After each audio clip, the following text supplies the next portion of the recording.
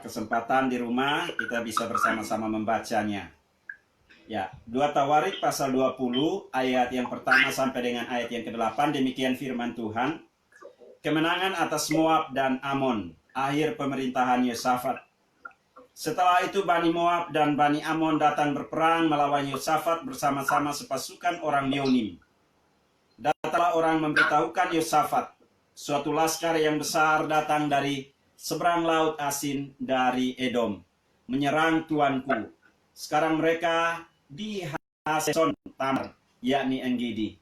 Yosafat menjadi takut lalu mengambil keputusan untuk mencari Tuhan.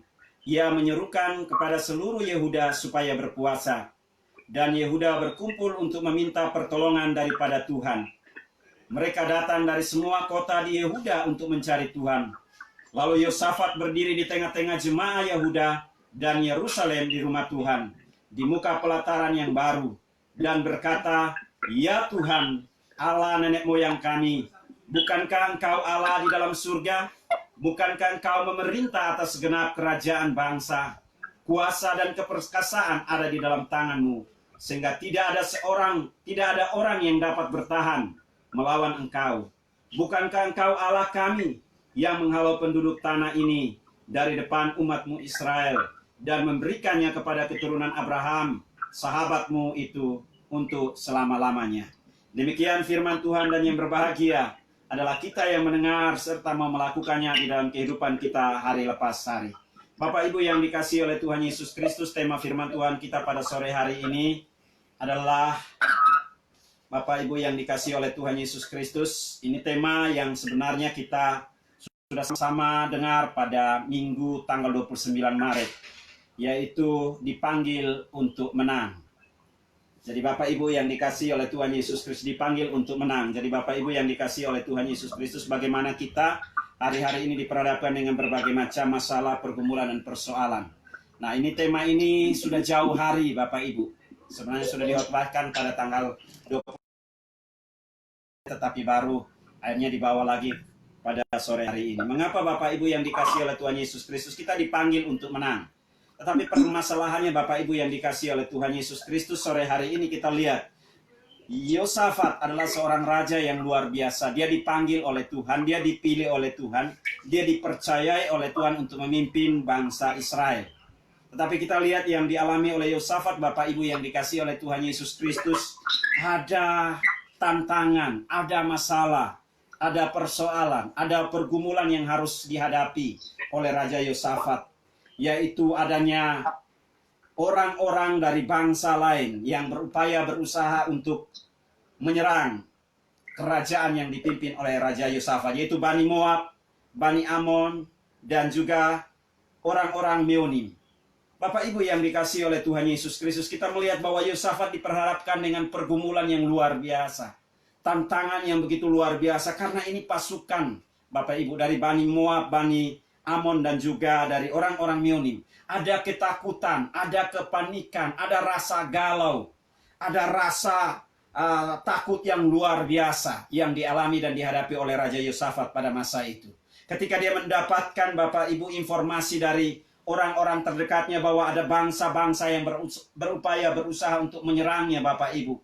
Kita lihat Bapak Ibu yang dikasihi oleh Tuhan Yesus Kristus, seharusnya Bapak Ibu sebagai seorang raja, seharusnya yang dilakukan oleh Raja Yosafat mengumpulkan para penasehatnya, mengumpulkan pasukan-pasukannya, mengumpulkan bangsanya. Untuk apa Bapak Ibu? Untuk mempersiapkan peperangan ini. Itu yang seharusnya dilakukan Bapak Ibu yang dikasihi oleh Tuhan Yesus Kristus. Tetapi kita membaca di dalam bagian kebenaran firman Tuhan ini, ada tantangan yang luar biasa sudah di depan mata. Yosafat bukannya mencari orang-orang terdekat dia untuk bagaimana mencari solusi, bagaimana meminta pasukan-pasukan itu dikumpulkan dan lain sebagainya. Tetapi kita lihat luar biasa yang terjadi. Yosafat di tengah-tengah ketakutan, di tengah-tengah kepanikan yang dialami Bapak Ibu. Dia tidak mengandalkan kekuatan yang ada, kekuatan militer yang ada di Israel. Dia juga tidak mengandalkan penasehat yang ada di sampingnya. Dia juga tidak mengandalkan orang-orang yang ada di sekelilingnya untuk meminta jalan keluar, bahkan solusi dari apa yang saat ini mereka hadapi atau mereka alami. Tetapi kita lihat di sini Bapak Ibu yang dikasihi oleh Tuhan Yesus Kristus, Yosafat justru di tengah-tengah ketakutan dia mengambil keputusan untuk mencari Tuhan. Jadi Bapak Ibu yang dikasihi oleh Tuhan Yesus Kristus, bagaimana supaya kita benar-benar tidak takut menghadapi situasi dan keadaan, bagaimana supaya menang dengan yang namanya ketakutan, mengendalikan apa yang dikasihi oleh Tuhan Yesus Kristus. Sore hari ini kita belajar dari Yosafat. Dia tidak mengandalkan pasukan yang ada di sekelilingnya. Dia tidak mengandalkan orang-orang yang ada di sekelilingnya. Dia tidak mengandalkan masyarakat yang ada di dalam kerajaannya, tetapi justru di tengah-tengah rasa takut dia mencari Tuhan. Jadi dan Bapak Ibu yang dikasihi oleh Tuhan Yesus Kristus, hari ini kita juga diperhadapkan dengan masalah, kita diperhadapkan dengan tantangan, kita diperhadapkan dengan situasi yang hari ini tidak bersahabat dengan kita, yaitu pandemi COVID-19. Ada begitu banyak orang di luar sana yang mengalami ketakutan yang begitu luar biasa, kepanikan yang begitu luar biasa di dalam menghadapi COVID-19 ini. Tapi Bapak Ibu yang dikasihi oleh Tuhan Yesus Kristus, ini yang Tuhan mau ajarkan kepada kita pada sore hari ini. Kita hanya bisa meminimalisir ketakutan-ketakutan yang saat ini kita alami dan kita hadapi ketika kita mencari Tuhan.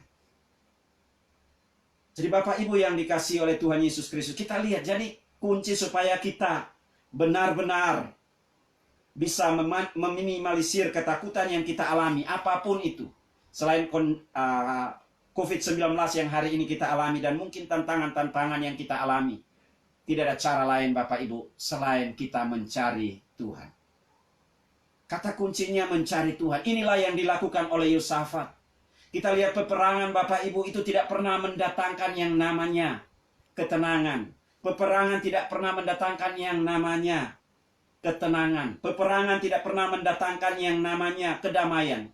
Peperangan sering kali mendatangkan yang namanya ketakutan. Kita lihat begitu luar biasa. Saya percaya bahwa seluruh bangsa Israel diperhadapkan, dihantui dengan rasa takut. Dihantui yang begitu luar biasa. Tetapi kita melihat luar biasa sikap dan tindakan yang diambil oleh Raja Yosafat. Dia datang dan dia mencari Tuhan.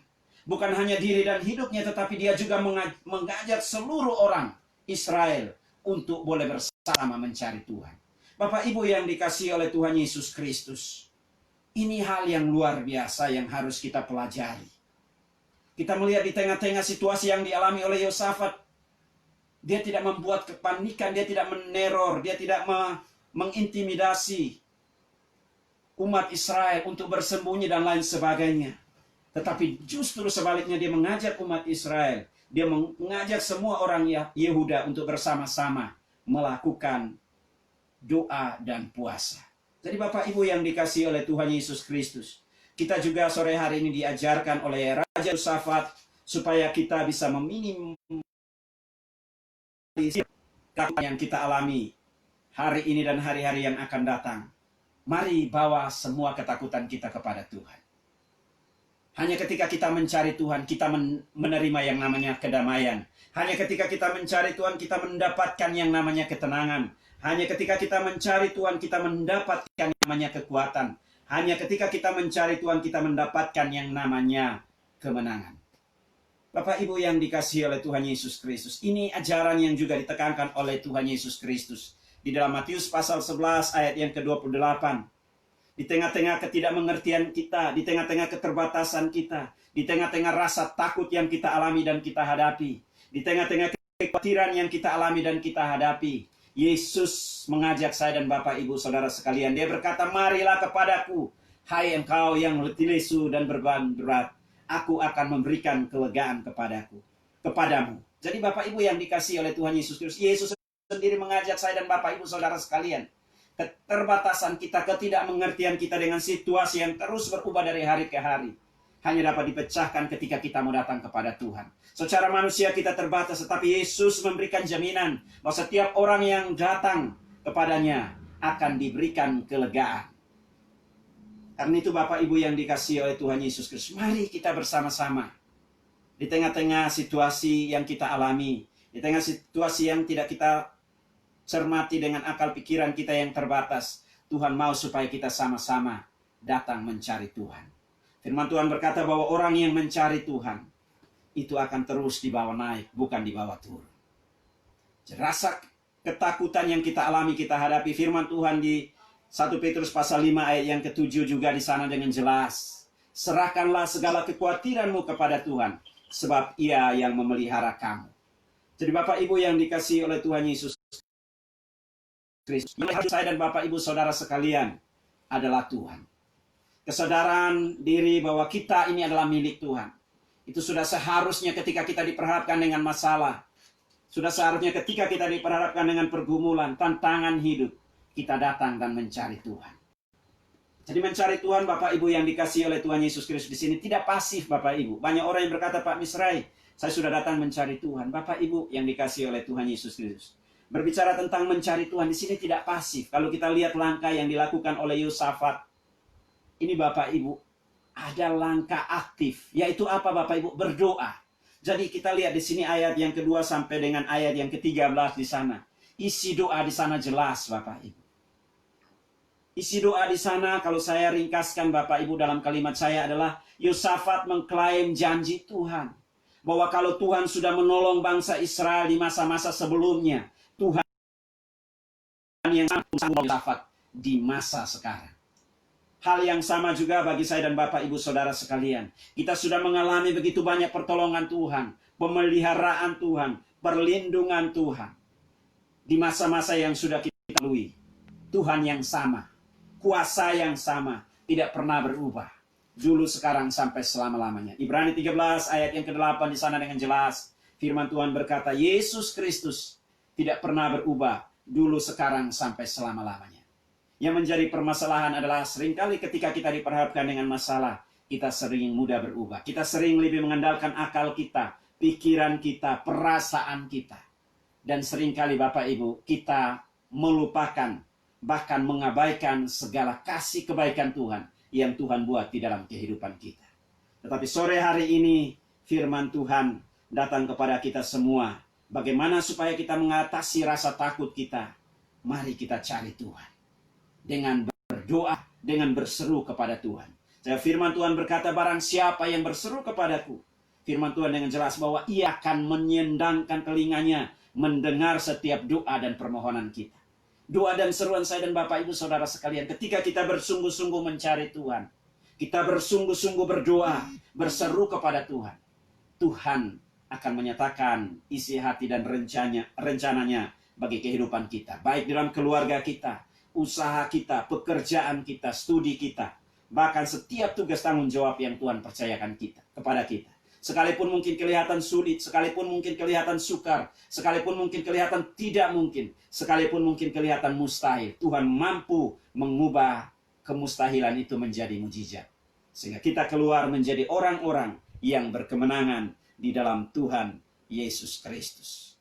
Jadi ini poin yang pertama Bapak Ibu yang dikasihi oleh Tuhan Yesus Kristus. Supaya kita tetap menang, supaya kita tetap survive di tengah-tengah situasi keadaan yang tidak bersahabat dengan kita. Tidak ada cara lain selain berdoa.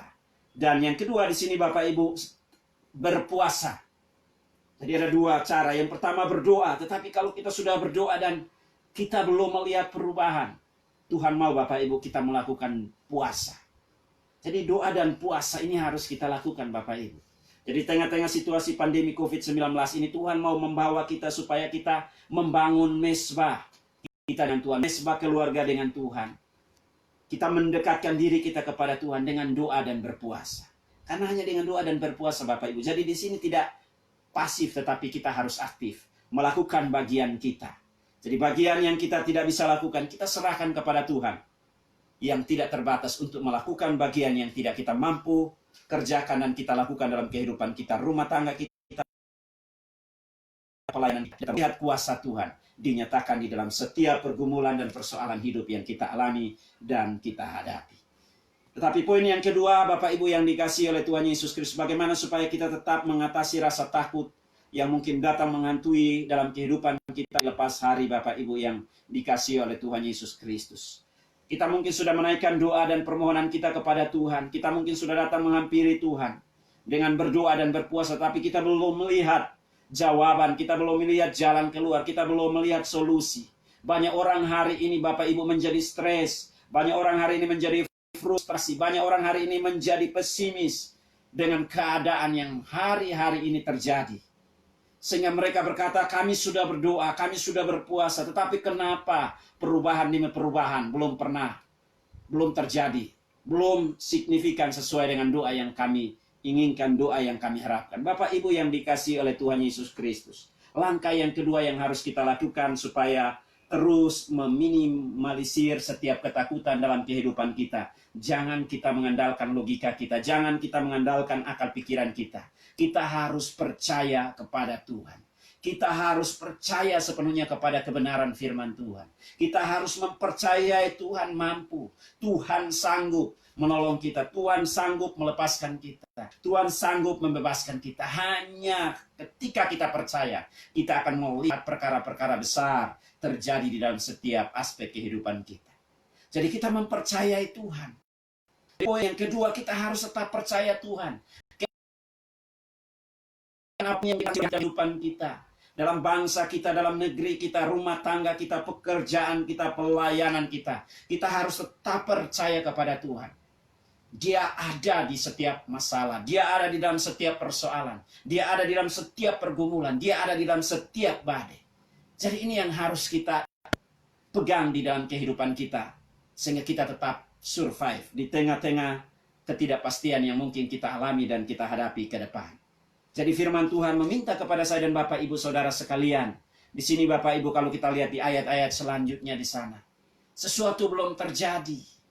Kita lihat di ayat yang ke-14 dan seterusnya di sana. Lalu Yehasiel bin Zakaria bin Benaya bin Mataya, seorang Lewi dari Bani Asaf, dihinggapi roh Tuhan di tengah-tengah jemaah dan berseru, camkanlah hai seluruh Yehuda dan penduduk Yerusalem, dan Tuanku Raja Yosafat, beginilah firman Tuhan kepadamu, janganlah kamu takut dan terkejut karena laskar yang besar ini, sebab bukan kamu yang akan berperang, melainkan Allah. Ini kita lihat di sini ayat yang ke-18, 17 dan 18. Dalam peperangan ini tidak usah kamu bertempur, hai Yehuda dan Yerusalem. Tinggallah berdiri di tempatmu dan lihatlah bagaimana Tuhan memberikan kemenangan kepadamu. Janganlah kamu takut dan terkejut. Majulah besok menghadapi mereka, Tuhan akan menyertai kamu. Lalu berlututlah Yosafat dengan mukanya ke tanah, dan seluruh Yehuda dan penduduk Yerusalem sujud di hadapan Tuhan dan menyembah kepadanya. Kemudian orang Lewi dan Bani Kehat dan Bani Korah bangkit berdiri untuk menyanyikan puji-pujian bagi Tuhan Allah Israel dengan suara yang sangat nyaring. Jadi kita lihat di sini Yosafat begitu luar biasa Bapak Ibu, ketika dia mendengarkan informasi yang disampaikan oleh Zakaria bin Benaya. Dia Bapak Ibu belum melihat situasi, belum ada perubahan.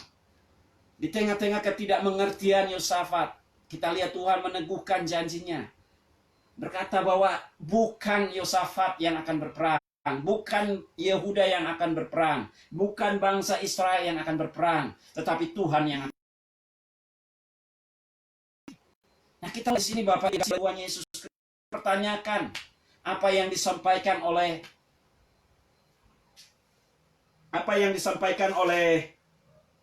Yehasiel bin Zakaria. Tetapi dia mempercayai sesuatu belum terjadi, kemenangan belum terjadi.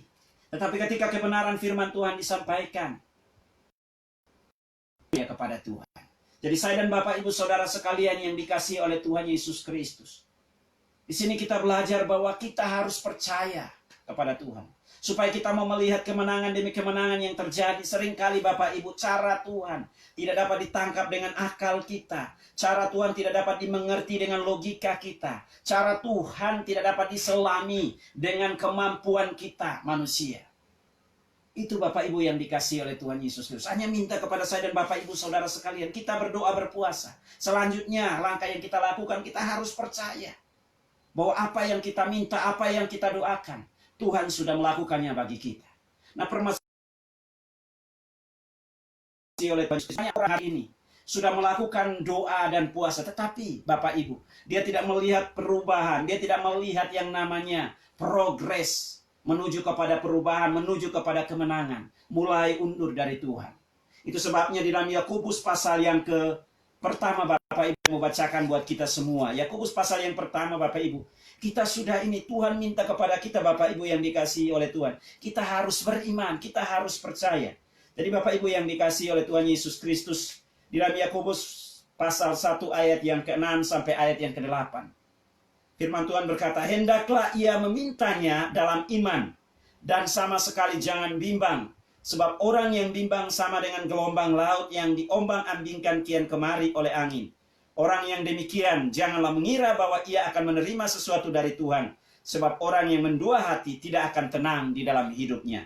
Jadi Bapak Ibu yang dikasihi oleh Tuhan Yesus Kristus, kita harus beriman kepada Tuhan. Firman Tuhan dengan jelas di dalam Ibrani pasal 11 ayat 1. Iman adalah dasar dari segala sesuatu yang kita harapkan. Dan bukti dari segala sesuatu. Jadi Bapak Ibu yang dikasihi, inilah iman. Nah, kita beriman kepada Tuhan. Ketika kita melakukan bagian kita, kita harus beriman bahwa apa yang kita minta, apa yang kita doakan, apa yang kita perjuangkan, apa yang kita kerjakan, Tuhan pasti akan merealisasikannya di dalam kehidupan kita. Tetapi bukan waktunya kita, tetapi waktunya Tuhan. Permasalahannya banyak orang hari ini menjadi kecewa kepada Tuhan, undur dari Tuhan, meninggalkan Tuhan karena mereka mau waktunya mereka terjadi. Mereka mau hari ini mereka meminta kepada Tuhan. Mereka mau hari ini mereka berdoa kepada Tuhan. Lantas Tuhan langsung mewujud nyatakan segala sesuatu. Bapak Ibu, itu cara berpikir kita. Cara berpikir Tuhan berbeda dengan cara berpikir kita. Ini adalah teman-teman yang kami layani Bapak Ibu. Mereka mengalami rasa takut yang begitu luar biasa. Rasa trauma yang begitu luar biasa. Karena apa Bapak Ibu? Suaminya, keluarga besar ini mengalami yang namanya COVID. Bapak Ibu, keluarganya mengalami COVID, suami, istri, dan anak mengalami COVID, suaminya meninggal Bapak Ibu. Dan akhirnya apa Bapak Ibu yang terjadi? Ada ketakutan. Akhirnya apa Bapak Ibu? Suaminya meninggal dikubur Bapak Ibu, tidak ada seorang pun keluarga yang mendampingi. Dan akhirnya mereka harus diisolasi mandiri Bapak Ibu. Istrinya, anaknya, itu terpisah. Dan ketika di Bapak Ibu ada ketakutan, jeritan yang begitu luar biasa Bapak Ibu. Ini berkata, Tuhan, di mana Tuhan? Ketika kami diperhadapkan seperti ini, di mana Tuhan? Saya takut mati. Saya takut kehilangan hidup saya. Kenapa? Karena saya masih memiliki anak. Siapa yang akan mengurus anak saya dan lain sebagainya. Ada ketakutan, ada kepanikan yang begitu luar biasa. Ada jeritan yang begitu luar biasa. Berseru kepada Tuhan, tetapi meminta dengan caranya Bapak Ibu. Sehingga sadar tidak sadar Bapak Ibu, dia mengkerdilkan kuasa Tuhan. Dia berdoa kepada Tuhan. Tetapi sadar tidak sadar, dia meragukan apa yang dia doakan kepada Tuhan. Tapi bersyukur kepada Tuhan karena pada akhirnya dia layani. Dan akhirnya hari ini Bapak Ibu yang dikasihi Tuhan, mulai mengalami pemulihan demi pemulihan, pemulihan demi pemulihan. Dan kami percaya sudah menjalani swab yang kedua, negatif. Dan kemarin swab yang ketiga Bapak Ibu, dan kami belum mendapatkan informasi, tetapi kami percaya bahwa tangan Tuhan akan terus bekerja dalam kehidupan keluarga ini, menyembuhkan dan memulihkannya. Jadi Bapak Ibu yang dikasihi oleh Tuhan Yesus Kristus, jadi kita harus meminta dengan iman. Kita meminta dengan iman, jangan bimbang, jangan ragu. Jadi kalau kita percaya kepada Tuhan itu Bapak Ibu, jangan bimbang, jangan ragu. Percaya saja. Masalah hasil akhir, itu Tuhan yang urus. Yang penting adalah kita sudah melakukan bagian kita. Ini dia Bapak Ibu yang dikasihi oleh Tuhan Yesus Kristus yang akan menolong kita, memampukan kita untuk meminimalisir rasa takut, rasa khawatir, rasa panik di dalam kehidupan kita. Poin yang ketiga yang terakhir Bapak Ibu yang dikasihi oleh Tuhan Yesus Kristus, kita lihat di dalam bagian firman Tuhan ini, bagaimana supaya kita tetap meminimalisir ketakutan di dalam kehidupan kita. Poin yang ketiga adalah Bapak Ibu, menaikkan pujian, ucapan syukur kepada Tuhan. Yang ketiga Bapak Ibu, ayat yang ke-20 sampai dengan ayat yang terakhir Bapak Ibu 30. Bapak Ibu, menaikkan pujian ucapan syukur kepada Tuhan. Kita tidak tahu nanti bagaimana cara Tuhan menyelesaikan masalah kita. Kita lihat di dalam bagian firman Tuhan ini, Yosafat tidak tahu bagaimana cara Tuhan. Dia melihat Tuhan berperang menggantikan dia. Yosafat tidak mengerti bagaimana cara Tuhan berperang menggantikan orang-orang Yehuda. Yosafat tidak mengerti bagaimana cara Tuhan menolong, menyelamatkan, melepaskan bangsa Yehuda, bahkan orang Israel dari tangan orang Moab, dari tangan orang Amon, dari tangan orang Mionim. Tetapi kita mau lihat dia percaya dan tindakan dari kepercayaan dia kepada Tuhan. Dia ekspresikan melalui pujian penyembahan kepada Tuhan. Secara logika Bapak Ibu nggak masuk akal saya ketika membaca firman Tuhan ini. Saya renungkan firman Tuhan ini Bapak Ibu. Tadi sebelum kita bersama-sama live streaming Bapak Ibu. Saya tertawa. Istri saya bilang, kenapa kamu tertawa? Ya nggak masuk akal. Orang berperang harus siap apa? Senjata, siap amunisi, siap segala sesuatu. Ini disuruh apa? Pujian penyembahan. Menaikkan pujian syukur kepada Tuhan. Menari-nari. Wong musuh di depan Bapak Ibu. Tentara. Berjubel-jubel di depan. Dari bangsa Amon, dari bangsa Moab, dari bangsa Meonim. Gimana tadi saya nggak mau tertawa Bapak Ibu. Jadi istri saya, kenapa kamu tertawa? Ya tertawalah cara Tuhan ini. Kok nggak masuk ya? Orang mau berperang kok. Harusnya senjata yang diambil, diangkat. Barisan dipersiapkan. Ini kok naikkan pujian penyembahan. Ini kok disuruh naikkan pujian ucapan syukur.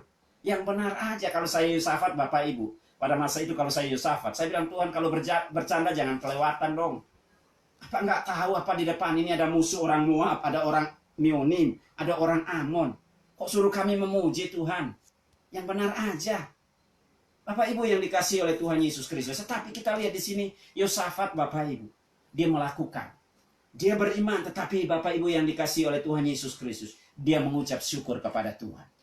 Atas kemenangan yang Tuhan berikan. Atas kemenangan yang Tuhan berikan. Nah saya dan Bapak Ibu Saudara sekalian, kita mau melihat mujizat itu terjadi dalam rumah tangga kita. Kita mau melihat perkara-perkara besar di dalam rumah tangga kita. Pekerjaan kita, studi kita. Apapun yang hari ini Tuhan percayakan kepada kita. Mengucap syukurlah kepada Tuhan.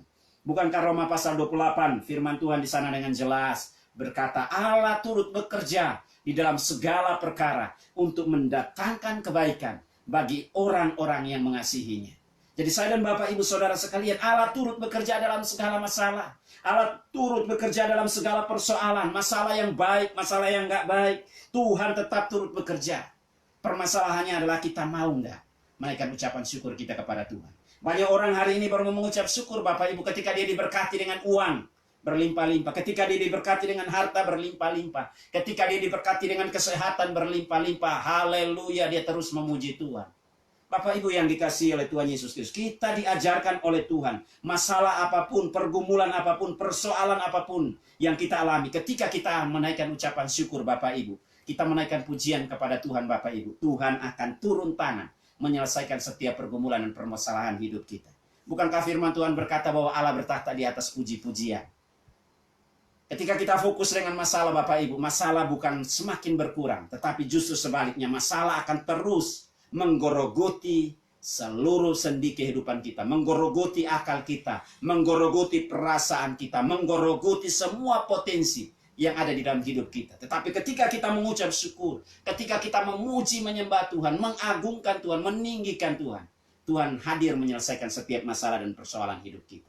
Sehingga rasa takut yang tadinya kita takuti Bapak Ibu, itu menjadi dengan sendirinya menjadi reda di dalam hidup kita. Karena apa? Ada Tuhan. Jadi Bapak Ibu yang dikasihi oleh Tuhan Yesus Kristus, jadi pentingnya saya dan Bapak Ibu Saudara sekalian, kita mengucap syukur kepada Tuhan. Kualitas saya dan Bapak Ibu Saudara sekalian, kita hari ini sedang diuji. Masih nggak kita tetap mengucap syukur dalam keadaan seperti ini?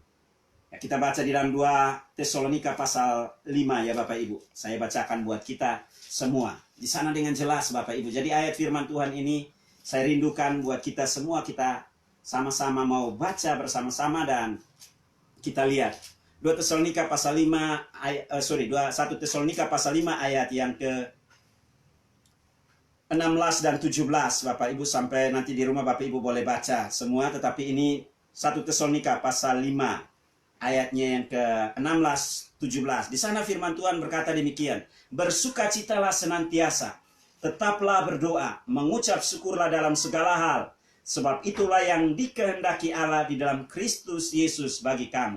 Jadi kita diajarkan di sini bersukacitalah senantiasa, tetaplah berdoa, mengucap syukur dalam segala hal, sebab itulah yang dikehendaki Allah di dalam Kristus Yesus bagi kamu. Jadi kita mau melihat bagaimana kita meminimalisir setiap ketakutan dalam kehidupan kita dengan situasi keadaan yang hari ini kita alami Bapak Ibu. Tidak ada cara lain selain mengucap syukur kepada Tuhan.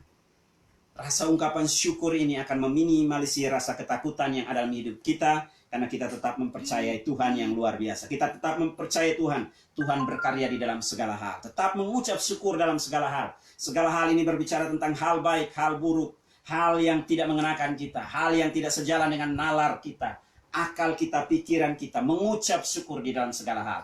Maka kita akan melihat bagaimana tangan Tuhan berkarya dalam hidup kita, memulihkan keberadaan hidup kita, dan hidup kita bisa menjadi saluran berkat, memberkati banyak orang di luar sana. Jadi mau melihat hal-hal yang besar terjadi dalam rumah tangga kita, pekerjaan kita, pelayanan kita, seluruh aktivitas yang Tuhan percayakan kepada kita. Mari 3 poin ini kita lakukan di dalam rumah tangga kita, dan kita akan melihat terobosan demi terobosan yang Tuhan buat dalam kehidupan kita, sehingga kita akhirnya memuji, memuliakan Tuhan, bahkan menjadi saksi Tuhan, menjadi perpanjangan mulut bibir tangannya Tuhan di dalam memuliakan Tuhan di tengah-tengah situasi COVID-19 yang hari ini kita alami. Biarlah melalui kebenaran firman Tuhan ini kita semua diberkati oleh Tuhan. Saya minta Bapak Pinus untuk menutup kita dalam kebenaran firman Tuhan ini.